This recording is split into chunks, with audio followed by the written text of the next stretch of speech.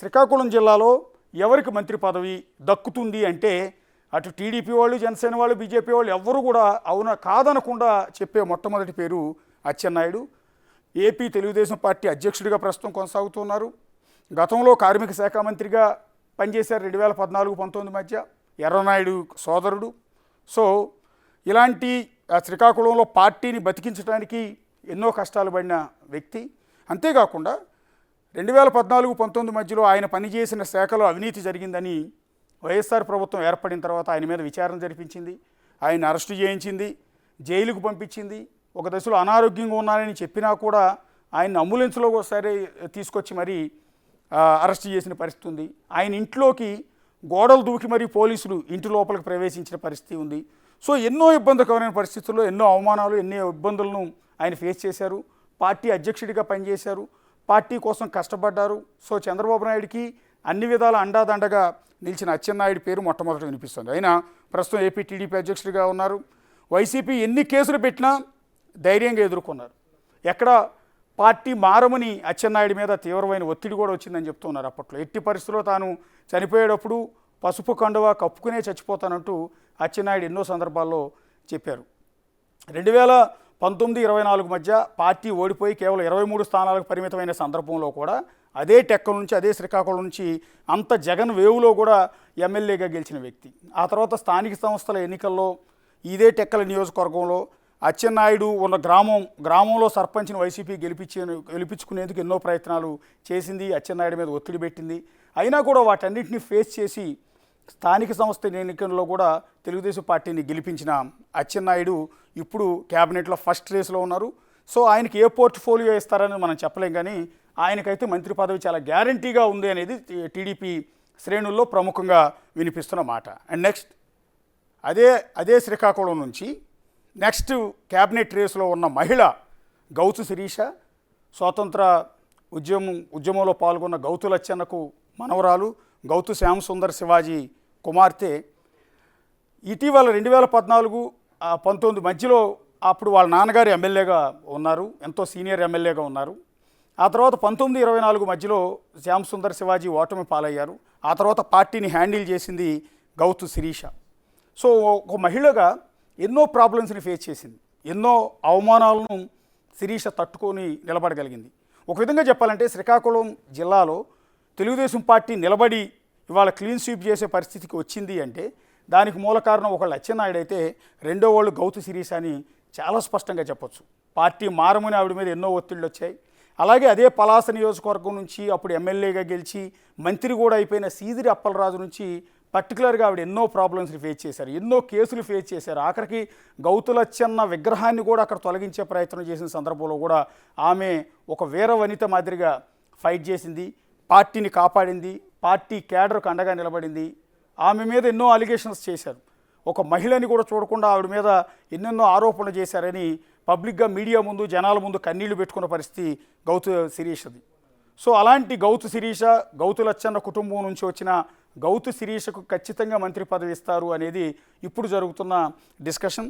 తెలుగుదేశం పార్టీలో కూడా ఆమెకు మంచి నేముంది. చంద్రబాబు నాయుడు దగ్గర, నారా లోకేష్ దగ్గర, రాష్ట్రంలో ఉన్న పార్టీ ముఖ్య నేతలందరి దగ్గర కూడా గౌతు శ్యామసుందర్ శివాజీ కుమార్తె గౌతు శిరీష అంటే ఎంతో అభిమానం ఉంటుంది. సో ఆ కారణంతోనే ఆవిడ ఖచ్చితంగా క్యాబినెట్లోకి వచ్చే అవకాశం ఉందని ప్రచారం జరుగుతోంది. ఇందాక నేను చెప్పాను, గౌతు శ్యామసుందర్ శివాజీ కుమార్తె కావటం, జిల్లాలో వైసీపీని ధీటుగా ఎదుర్కోవటం, మహిళా నాయకురాలుగా మంచి గుర్తింపు. రెండోది, పార్టీ తరపున పార్టీ వాదనని, పార్టీ కష్టాల్లో ఉన్నప్పుడు, అప్పుడు అధికారంలో ఉన్న వైఎస్ఆర్ కాంగ్రెస్ పార్టీ అలిగేషన్స్ చేసినప్పుడు వాటిని తిప్పికొట్టడం, ప్రజల్లోకి పార్టీ గురించి చెప్పే ప్రయత్నం చేయటం, ఇదంతా కూడా మంచి వాగ్దాటి ఉన్న గౌతు శిరీష ముందుకు తీసుకెళ్ళింది. సీదిరి అప్పలరాజుని చాలా సీరియస్గా ఫేస్ చేసిన మహిళ. సీదిరి అప్పలరాజుని తట్టుకోవడం అంటే అంత ఆషామాషి వ్యవహారం కాదు. రెండోది, దువ్వాడ శ్రీనివాస్, అక్కడ వైసీపీలో చాలా స్ట్రాంగ్ లీడర్, ఇప్పుడైతే ఓడిపోయారు కానీ మంచి నోటి ఇది ఎక్కువ ఉన్న లీడర్. సో అతన్ని ఫేస్ చేసింది గౌతు శిరీష. నెక్స్ట్ అదే శ్రీకాకుళం జిల్లాకి సంబంధించిన ఇంకొక క్యాబినెట్ రేసులో ఉన్న మరో నాయకుడు బెందాళం అశోక్. ఇచ్చాపురం కాన్స్టిట్యున్సీ నుంచి ఎమ్మెల్యేగా గెలిచారు. మూడోసారి ఎమ్మెల్యే ఆయన ట్రాక్ రికార్డు. 2014-19 మధ్య ఫస్ట్ టైం, అలాగే 2019 24 మధ్య జగన్ వేవ్ని జగన్ సునామీని కూడా తట్టుకుని ఇచ్చాపురం నుంచి గెలిచి తెలుగుదేశం పార్టీ జెండాను ఎగరేసిన వ్యక్తి బెందాళం అశోక్, పార్టీకి పూర్తి స్థాయి లాయల్. సో ఇచ్చాపురం అది కూడా జిల్లా రాష్ట్రం బోర్డర్ల నియోజకవర్గం ఇచ్చాపురం నుంచి 3 సార్లు గెలిచిన వ్యక్తి, అది కూడా భారీ మెజార్టీతో గెలిచారు. కష్టకాలంలో ఉన్న సమయంలో కూడా పార్టీ జెండాను ఆ జిల్లాలో ఎగరేశారు. ఆ జిల్లాలో గెలిచింది ఇద్దరు, ఒకటి అచ్చెన్నాయుడు, 2 బెందాళం అశోక్. కాబట్టి ఆయనకు కూడా క్యాబినెట్ రేసులో మంచి ఉంది. తర్వాత చాలా మంచి పర్సన్ అన్న పేరు కూడా పార్టీలో ఉంది. పార్టీకి విధేయుడు, పార్టీ చెప్పిన మాట జవదాటడు. గతంలో పార్టీ మారమని ఆయనకి ఎన్నో ఆఫర్లు వచ్చినా కూడా వెళ్లకుండా తెలుగుదేశం పార్టీ కండువా కప్పుకుని ఆ పార్టీలోనే ఉన్నారు. కాబట్టి ఇంతటి విశ్వాసం ఉన్న వ్యక్తి అంటే చంద్రబాబు నాయుడికి అభిమానం ఉంది, లోకేష్కి అభిమానం ఉంది. సో బెందాళం అశోక్ కూడా ఈ రేసులో ఉన్నారు. అంటే ఒకే జిల్లా నుంచి ఎన్ని మంత్రి పదవులు ఇస్తారని మీరు అనుకోవచ్చు, కానీ ఇక్కడ కేవలం రేసులో ఉన్నారన్న డిస్కషన్ మాత్రమే మేము చెప్తున్నాం. ఇందులో ఎంతమందికి పోస్టులు వస్తాయి అనేది మేమైతే చెప్పలేం, కానీ వీళ్ళు రేసులో ఉన్నారు, వీళ్ళ మీద మంచి అభిప్రాయం ఉంది. అంటే మిగిలిన వాళ్ళ మీద అభిప్రాయం లేదని కాదు మా ఉద్దేశం. అర్హత అంటే వాళ్ళ సీనియారిటీ కావచ్చు, పార్టీ కష్టాల్లో ఉన్నప్పుడు కాపాడుకోవటం కావచ్చు, అనేక సందర్భాల్లో పార్టీకి అండగా నిలవటం, వీటన్నిటి నేపథ్యంలో క్యాబినెట్లో వీళ్ళకి అర్హత ఉందని చెప్పే ప్రయత్నం మాత్రమే. అండ్ నెక్స్ట్ ఒకసారి చూద్దాం. అదే జిల్లాకి సంబంధించి కోన రవికుమార్ మీ అందరికీ కూడా తెలుసు. రెగ్యులర్గా అనేక డిబేట్లలో పార్టీ వాదనను గట్టిగా వినిపిస్తూ ఉంటారు. ప్రతిపక్షాలని అధికార పార్టీని ఆ రోజు తిప్పికొట్టడంలో చాలా సమర్థుడు. అనేక కేసులు నమోదయ్యాయి. అది కూడా స్పీకర్ తమ్మినేని సీతారాంకి సొంత మేనల్లుడు కమ్ బామ్మర్ది, 2 పోస్టులు ఉన్నాయి, దశల దగ్గర బంధువు. ఇప్పుడు ఓడించింది కూడా అదే తమ్మినేని సీతారామన్. అంటే తన మేనమామ కమ్ బావ అయిన తమ్మినేని సీతారామును ఓడించి భారీ మెజార్టీతో ఆముదాల వలస నుంచి 2వ ఎమ్మెల్యేగా ఆయన గెలిచారు. 2014-19 మధ్య మొదటిసారి ఎమ్మెల్యేగా గెలిచారు, ఇప్పుడు 2వసారి ఎమ్మెల్యేగా గెలిచారు. ఈయనకున్న అర్హత మంచి వాగ్దాటి, పార్టీ లైన్ని ఎక్కడా కూడా జవదాటకపోవడం, పార్టీ కష్టాల్లో ఉన్నప్పుడు పార్టీకి సపోర్ట్ చేయటం, పార్టీ క్యాడర్ని కాపాడుకునే ప్రయత్నం చేయడం, ఎన్నో కేసులు పెట్టించినా కూడా వాటిని తట్టుకుని నిలబడటం, అనేకసార్లు జైలుకి వెళ్ళి రావటం, పోలీస్ స్టేషన్ చుట్టూ తిరగటం, పార్టీ తరఫున అప్పుడు ప్రభుత్వానికి వ్యతిరేకంగా చేసిన ఆందోళనలు, ధర్నాలన్నింటిలో పూర్తి స్థాయిలో పాల్గొనటం వల్ల మంచి మార్కులు పార్టీ అధిష్టానం దగ్గర ఉన్నాయి. ఇప్పుడు జిల్లా మొత్తంలో సీనియర్ నేత, అచ్చెన్నాయుడు తర్వాత అత్యంత సీనియర్ నేత, ప్రస్తుతంలో జిల్లా టీడీపీ అధ్యక్షుడిగా కూడా ఉన్నాడు. ఇదొక అర్హత.